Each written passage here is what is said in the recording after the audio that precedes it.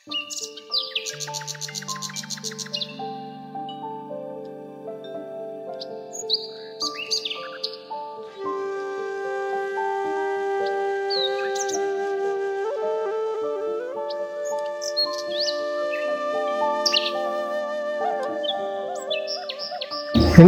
10:30 பஸ்ஸுன்னாங்க, 10:45 ஆச்சு, இன்னும் பஸ்ஸை காணோம்.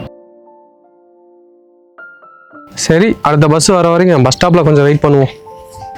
அது வரைக்கும் என்ன பண்ணுறது, ரீல்ஸை பார்த்துட்டு உட்காருவோம்.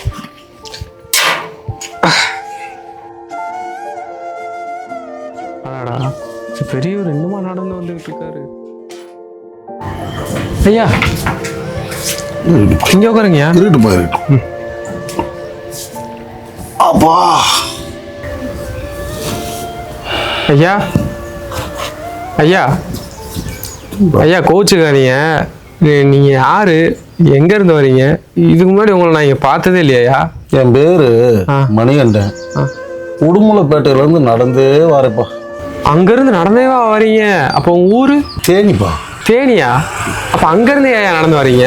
அங்க ஒரு தோட்டத்துல தண்ணி வச்சுற வேலைன்னு சொல்லி மாச சம்பளம் அப்படின்ட்டு போய் எங்க வேலை பார்த்தா ஆடு மாடு வேலை பார்க்கறது வந்து எல்லா வேலையுமே என்னையவே பார்க்க சொல்லி நாயா வேலை வாங்கிட்டாங்கப்பா. அப்படியா?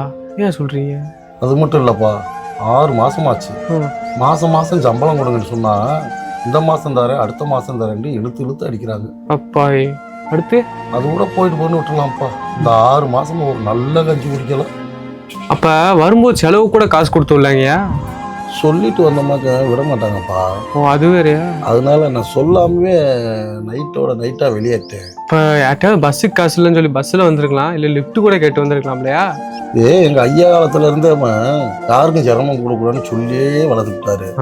அதனால நான் நடந்து போயிட்டு இருக்கும் போது யாரு சைக்கிள்ல யாரு பைக்கிள்ல உட்கார சொன்னா உட்கார மாட்டேன். உழைக்காம 10 ரூபா ஓசில கொடுத்தாலும் நான் வாங்க மாட்டேன். அப்படியே பழகி போச்சு.